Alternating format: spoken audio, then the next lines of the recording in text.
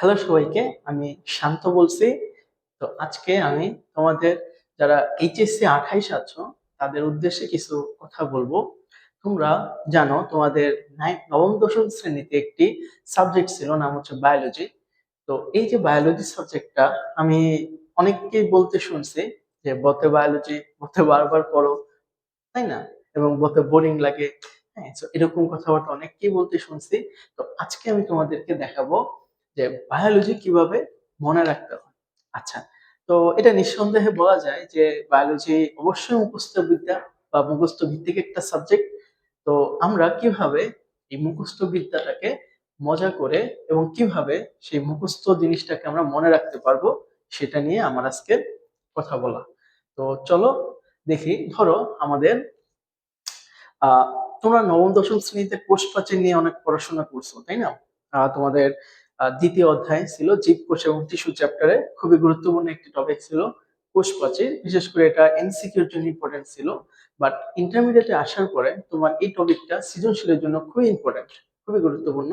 এবং এই কোষ প্রাচীর সম্পর্কে আজকে আমি তোমাদেরকে বলবো, এবং এই কোষ প্রাচীর যে কেমিক্যাল স্ট্রাকচার আছে সেটা নিয়েও আলোচনা করব। ঠিক আছে? তো চলো আমরা দেখবো যে হাউ টু মেমোরাইজ বায়োলজি এবং কিভাবে করলে আমরা এটাকে লং টাইম মনে রাখতে পারি।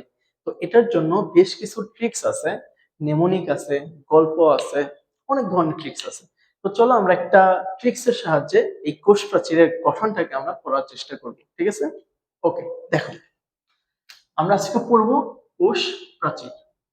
কোষ প্রাচীর, কোষ প্রাচীর, সেল ওয়াল বলি আমরা এটাকে। কোষ প্রাচীরের ধরো এটা হচ্ছে একটা কোষ,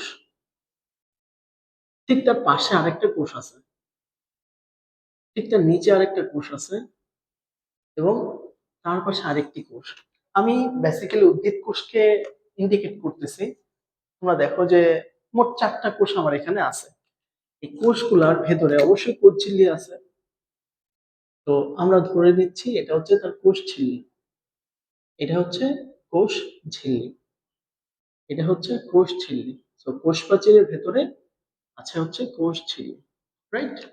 তাহলে আমরা বলতে পারি এটা হচ্ছে আমার কোষ প্রাচীর।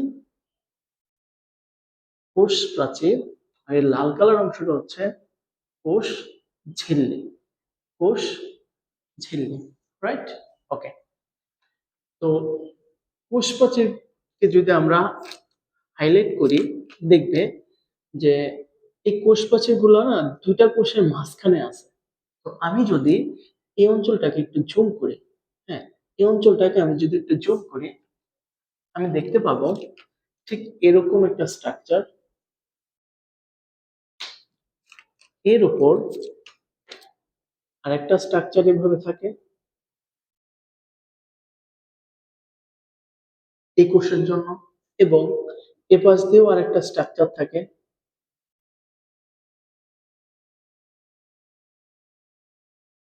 এই কোষের জন্য।